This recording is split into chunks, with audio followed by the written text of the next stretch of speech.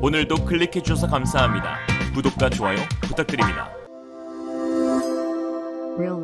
한국의 무기체계가 폴란드에 대규모로 수출되는 가운데 중국에서도 큰 관심을 보이고 있습니다. 중국 신화 군사망에 따르면 유럽에서의 한국산 무기 수입이 가파르게 증가하고 있다라는 기사에서 최근 한국의 수출 실적은 빠르게 성장하고 있는데 연구 인원은 적지만 수출 성과를 내고 있는 점은 주목할 만하다라고 했는데요. 그러면서 러시아와 대치하고 있는 유럽이 한국산 무기를 수입함에 따라 유라시아 지역 및 동북아도 덩달아 군사 긴장감이 높아질 가능성도 배제할 수 없다라고 하였습니다. 중국이 특히 폴란드의 한국산 무기체계 도입에 관심을 갖는 이유는 폴란드 전차 수주 사업이 추후 인도의 차기 전차 도입 사업의 대리전으로 보고 있기 때문입니다. 아시다시피 중국과 인도는 분쟁 지역인 카슈미르 라다크에 기갑 부대를 파견하는 등 군사적 대치를 하고 있는 상황이죠. 인도 육군은 전차 도입 사업을 통해 현용 주력 전차 T-72 아지아를 대체할 1800대의 신형 전차를 도입할 예정인데요. 전체 사업 규모가 30조 원 이상인 초대형 프로젝트입니다. 규모만큼이나 세계 전차 메이커들 모두 사업 참여를 위한 정보 요청 제안을 보냈는데요. 총 12개의 회사들로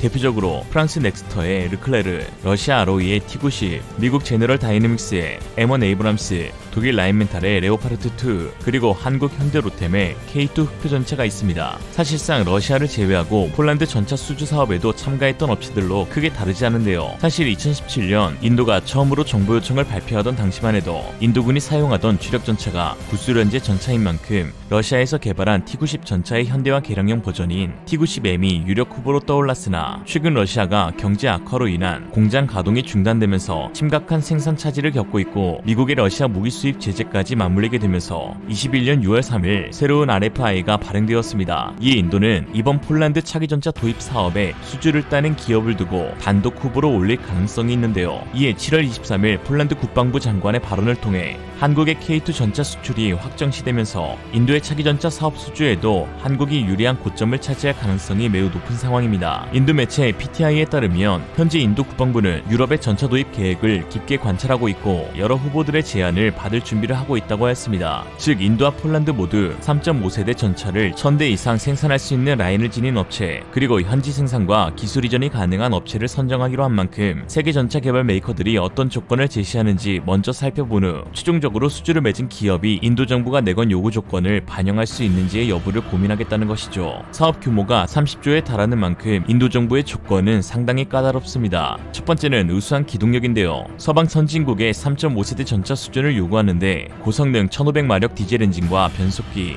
톤당 25마력 이상 출력, 차체 자세 제어가 가능한 독립형 서스펜션을 원하고 있습니다. 유럽 후보 모두 1500마력 디젤 엔진으로 동일하나 톤당 마력수에서는 현저한 차이가 존재하는데요. 가장 뛰어난 출력비를 지닌 모델은 바로 K2 흑표 전차입니다. K2의 중량이 55톤, 톤당 마력수는 27.6입니다. 다음으로는 프랑스의 르클레르로 58톤에 27.52 출력비, 독일 레오파르트 2A7은 65톤에 24.1 출력비, M1 에이브람스는 66톤에 23.8 출력비를 지녔습니다. 인도군이 기동성에 초점을 두는 이유는 중국과의 분쟁 지역인 해발 5000m의 라다크 지역에서의 운용을 염두에 두고 있기 때문인데요. 한국은 지형 대부분이 산지인데다 많은 하천이 흐르고 있어 전차의 기동이 어렵기에 K2의 개발 초기부터 기동력을 최우선으로 고려해 제작되었습니다. 그러나 레오파르트 2A7은 개발 초기부터 태평원 지역에서의 운용을 전제로 설계되었는데 기본형 개발 이후 40년간 중량만 20톤 가까이 늘어 기동성과 포탑 회전 속도 등 핵심 성능이 크게 악화된 상황입니다. 눈이 많이 오는 고지대 산악 지형에서 전차 중량은 대단히 중요한 문제로 하중이 무거워질수록 접지압이 증가해 설원지대에서의 기동성이 떨어지죠. 인도군의 두 번째 요구는 현존 전차 중 최고 수준의 공격 능력입니다. 1000m 거리에서 650mm 이상의 관통력을 요구하고 있는데요. 이 정도 관통력이면 중국 전차 정도는 충분히 가루로 만들 수 있다는 거죠. K2흑표에 장착된 55 구경장 120mm CN08 활강포는 이전에 탑재된 모델 대비 약실 압력이 74,000파스칼에서 97,000파스칼로 증가하였고 그 결과 K276 APF-SD의 스탄을 기준으로 포구 초속이 1800m/s까지 높아졌습니다. 관통력은 군사비밀로 알려지지 않았으나 초기 목표로 삼았던 독일의 DM-63과 비슷한 1000m에서 700mm 이상, 실제 약 750mm급 관통력을 지닌 것으로 추정되고 있습니다. 이러한 인도의 요구 조건 가운데 가장 까다로운 조건은 바로 기술 이전인데요. 거의 100%의 기술 이전을 요구하고 있습니다. 인도 국방부 정보청서에 따르면 상세 설계 제조를 포함한 종합기술 획득, 제공되는 플랫폼의 기술적 노하우, 추후 생산 개발된 플랫폼 설계 및 기술의 소유권, 인도 국산화 정책인 아트마니 르바르 바라트에 대한 지원입니다. 해외 업체로선 전차 완제품 수출보다 이익이 적고 향후 판로 개척도 상당히 어려운 악조건이죠. 다만 인도 정부는 이런 걱정을 30조라는 압도적 금액으로 무마시키며 해외 업체들의 사업 참여를 독려하고 있습니다. 그러나 일각에서는 오히려 이 기술 이전 부분에서 K2 현대 로템이 강점이 될 수도 있다는 분석이 나오고 있는데요. K2 흡표 기술은 이미 15년 전에 터키에 수출이 이루어진 바도 있고 이번 폴란드와의 17조 규모 계약에도 기술 이전이 포함되어 있어 사실 큰 부담이 없다는 것입니다. 한 전문가는 K2가 터키에 기술 이전 수출이 될 당시 터키 알타이 전차가 배치 전력화되는 시점에서 흡표의 개량형이 나올 것이라 판단하여 큰 경쟁자가 되지 않을 것이라 여겼으며 방위산업 개도국의 기술력으로는 벌어진 격차를 줄이지 못할 것이란 자신감이 있었다고 하였습니다. 실제로 터키의 알타이 전차는 K2 흡표 전차에 A급 기술도 이전받으며 그 토대로 개발되었지만 아직까지 해외 수출은커녕 자체적으로 대량 생산조차 하지 못하는 상황이죠. 이번 인도 수주전에도 알타이 전차가 참가하기는 했습니다. 또한 인도의 차기 전차 배치 사업이 전력화될 시점인 2030년대에는 이미 한국의 차세대 전차인 K3 전차가 배치되는 시점이기도 합니다. 전세대 모델의 대량 판매를 통해 개발비를 확보하고 안정적인 차세대 모델의 개발을 추진할 수 있는 것이죠. 현재 인도는 전략적 파트너십을 강조하면서 현지 업체와의 협력 및 기술 이전, 후속 품질 관리를 대단히 중시하고 있습니다. 여기에 또 한국이 상당한 메리트가 있는데 한국은 이미 K9 자주포 100대를 인도에 납품한 바 있고 이도 무려 조기 납품이었습니다. 모디 총리와 라즈나트 싱 국방장관도 이러한 한국 기업의 우수한 기술력과 태도에 극찬한 바 있죠. 인도는 2025년까지 사업자를 선정해 계약을 체결한다는 방침인데 지금까지는 K2 전차를 제칠 마땅한 경쟁자가 없습니다. 더욱이 폴란드 역시 한국 K2 흡표 전차 도입을 확정지으면서 해외 수출이 보다 탄력을 받을 것으로 보이는데요. 인도가 K2 흡표를 도입하게 되면 국경 분쟁 지역에서 중국산 전차와 맞붙게 될 것으로 보입니다. 실전 경험 데이터에 중국 참교육까지 일석이조니 인도가 꼭 도입했으면 하는데요. 군사 전문가들은 중국의 기갑 차량은 기본 설계부터 구소련의 기술을 불법 복제했으며 중국 자체 기술력이 전무하여 원판보다 떨어지는 성능을 갖고 있다고 하였습니다.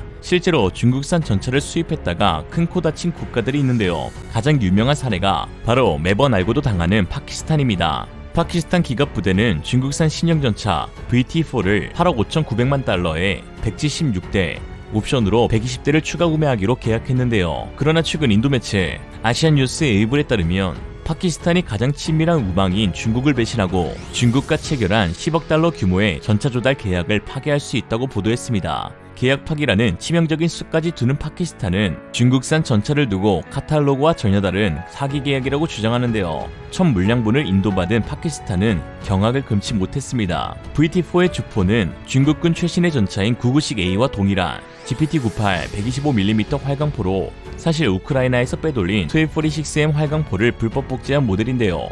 중국군 카탈로그에는 1800m/s 포구 초속을 발휘한다고 적혀있는데 실제 성능 테스트에서는 1478까지 떨어지며 경사장갑이 적용되지 않은 경우 관통력이 528mm, 30도 경사 적용 장갑판은 459mm를 관통할 수 있는 능력으로 드러났습니다. 3세대라더니 그냥 세대 맞아야 할 수준이에요. 이 정도로는 인도군 콘탁트5 반응 장갑도 못 듣는 수준인데요. 파키스탄이 중국과의 관계도 있고 또 방산비리 같이 정치적으로 연루된 사안도 있기에 이게 웬만한 성능이며 넘어가려 했겠지만 그러기엔 이는 돈 주고 똥 받는 수준인지라 계약 파기도 검토하고 있는 것이죠. 파키스탄은 어여 다시 가서 탱크 바이애스로 중국 출전 경기 보고 오시길. 한편 인도는 지난 1월 한국산 세계 최고의 자주포인 K9 자주포 200문을 추가 도입하기로 하였는데요. 그러면서 지난 6월 인도 매체 타임스 오브 인디아의 보도에 따르면 인도 육군은 라다크주 중국 접경 지역에서의 K9 자주포 성능 시험 평가를 최종적으로 마치고 배치를 완료했다고 전했습니다. K9 바지라 앞에서 사진을 촬영한 육군 참모차장 모한티 중장은 이번 성능 검사에서 바지라 자주포는 기온이 섭씨 영하 20도 아래로 내려가는 고산지대에서도 고장 없이 안정적인 운행이 가능했고 험지에서도 안정적인 차체 제어 능력을 보여주었다고 전했습니다. 그러나 이 지역에서의 중국 자주포는 오히려 철수하고 있는 상황인데요. 중국 매체 군사 정통에 따르면 라다크 지역에서의 중국 자주포는 점검을 위해 일시적으로 철수하기로 결정했다고 전했습니다. 원인은 밝히지 않았지만 고산지대 특성상 기계가 장고장을 일으킨 것으로 파악되고 있는데요. 인도 최북단에 위치해 있고 카슈미르 동부에 위치한 지역인 라다크는 히말라야 산맥의 고산지대로 마모스톤 캉리나 사세르 캉리 등의 해발 7,000m급 고봉들이 질비하고 워낙 지대가 높다 보니 인도에서 가장 추운 지역으로 1월 평균 기온이 마이너스 10도에 이릅니다. 이 지역에 있는 드라스에서는 1911년 인도 역대 최저 기온인 마이너스 52도가 기록되기도 했죠. 또한 5월까지는 어마어마한 양의 눈이 오는 라다크인데요. 눈이 온 뒤에는 길이 얼어있고 날씨가 풀리는 여름에는 그나마 지나갈 수 있는 길가도 진흙으로 변해 기갑 차량의 운행에 큰 지장이 갈 수밖에 없습니다. 군사 전문가들은 중국이 겨울만 되면 라다크의 병력을 철수하며 인도와 화해 모드로 가고 여름이 다가오면 다시 군사를 배치해 국경 분쟁을 벌이는 것은 라다크 지역의 극악의 날씨로 인한 것이라면서 중국의 자주포는 내구성이 낮아 북한에서 손쉽게 고장을 일으키고 있다라고 했습니다. 다시 한번 K9의 위험을 볼 수 있는 부분이네요. 최근 미국 매체 포린폴리시에 따르면 한국이 무기 수출 성장률 면에서 올해 세계 1위를 기록하며 무기 수출 신강국으로 떠올랐다고 보도했는데요. 이에 중국 네티즌들은 다음과 같은 반응을 보이고 있습니다. 한국의 무기가 좋긴 한 건가? 해외에서 많이 구매하네. 한국 무기가 해외 수출 실적이 많은 것은 성능보다는 가격이 싸기 때문이지. 한국 놈들은 한국제 무기라고 홍보하는데 자주포만 보더라도 엔진은 독일 거잖아. 과장하고 포장하는 데에는 한국을 따라올 국가가 없다. 지금 한국은 애국주의에 심취해 있어. 나름 괜찮은 무기이지만 무슨 세계 최고 타령이야. 한국은 나중에 우리 땅이 될 테니까 중국 자주포로 실전 경험을 보여주지 못해서 아쉬울 뿐. 한국이 무기를 잘 만들면 뭐해. 그래서 총 몇 대 있는데 탑승할 인구도 없으면서 해외에서 지적하는 중국 무기의 결함은 그저 질투에서 비롯된 거다 라는 반응입니다. 중국 이행시로 마치겠습니다. 중국, 병신. 이상으로 리얼리즘이었습니다. 여러분의 생각은 어떠신가요? 현명하고 지혜로운 여러분의 의견을 지금 댓글에 남겨주세요. 감사합니다.